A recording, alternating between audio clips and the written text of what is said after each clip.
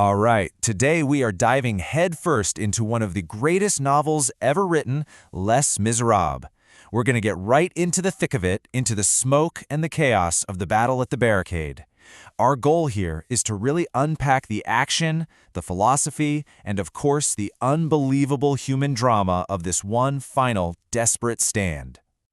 So let's kick things off with this absolutely killer line from Victor Hugo himself. Think about that for a second.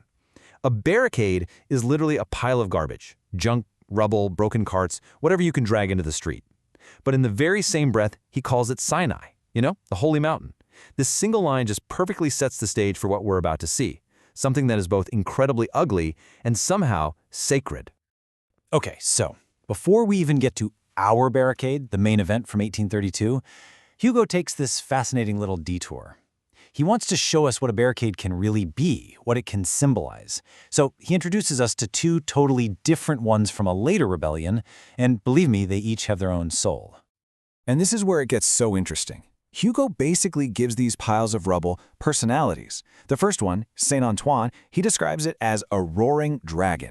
It's a mess, it's chaotic, it's pure, raw emotion and fury spilling into the street. But the other one, the Temple barricade, it's the complete opposite. It's a silent, deadly sphinx. It's built with this cold, terrifying precision. One of them screams its rage at you, and the other one just waits. All right, now let's jump to 1832.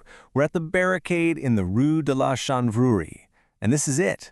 This is where this small group of idealistic students is about to find out what happens when their dream of revolution runs smack into the reality of the entire French army. So imagine the scene.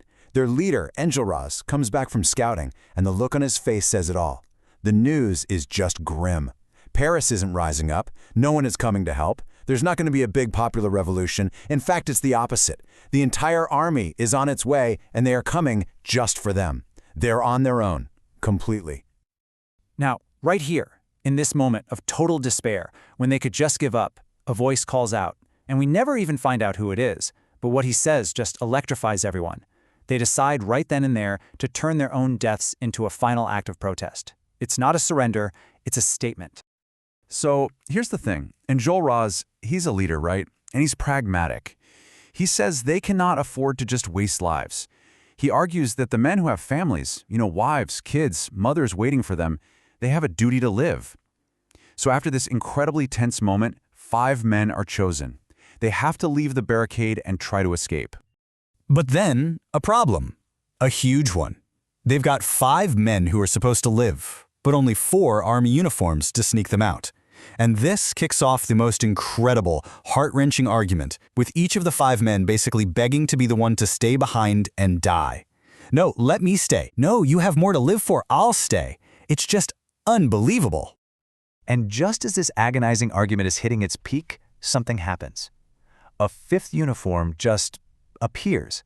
It kind of falls from the sky and lands silently on the barricade. The 5th man is saved. And as they look up, they see this mysterious figure who's just arrived. It's Jean Valjean. So their fate is sealed. They know they're going to die.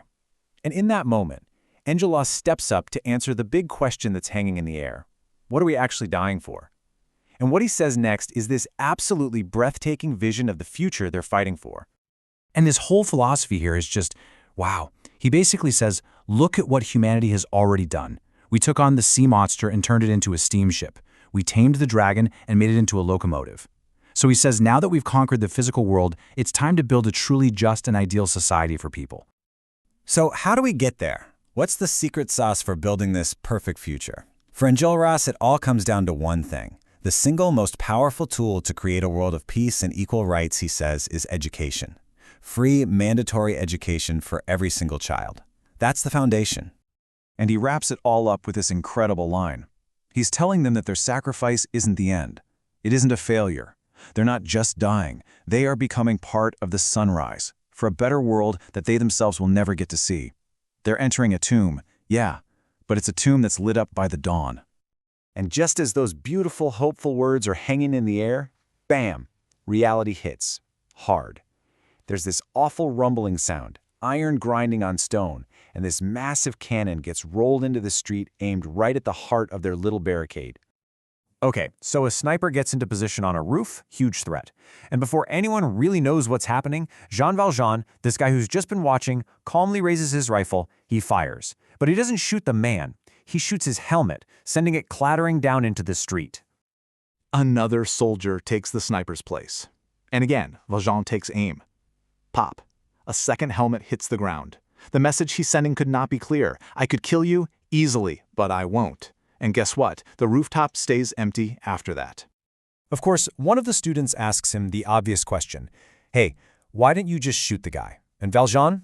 He says nothing. Not a word. And that silence tells you everything you need to know about him.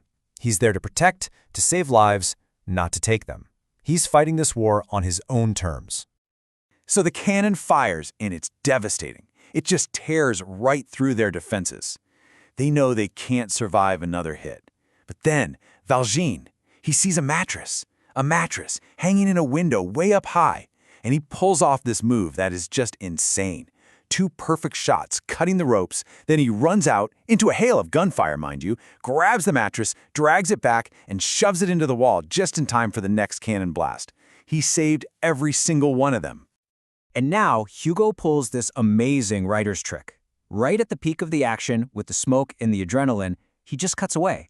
He yanks us right out of the battle and takes us somewhere else entirely. We're moving to a totally different world now, one that's happening at the exact same time, probably just a few blocks away. And this is where you start to understand the real, personal stakes of this whole thing, beyond all the politics and ideals. So Cosette, she's waking up in her peaceful room after having this wonderful dream about Marius, the man she loves. She's feeling hopeful and completely safe, and she hears this faint thump in the distance. She just thinks it's a door slamming somewhere. She has no clue, no idea at all that it's the sound of a cannon trying to kill him. And just like that, boom, we're back to the barricade. And that little spark of hope they had after Valjean's heroic act, it's pretty much gone now.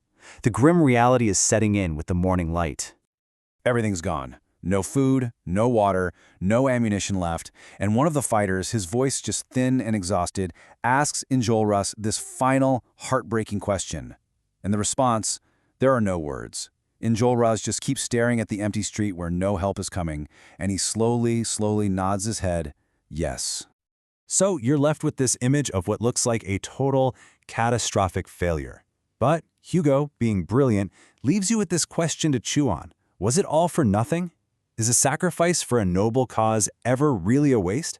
Or is it possible that a sacrifice like this doesn't just end there? That maybe, just maybe, it sends a little bit of light into the future? Just like Enjolras said it would.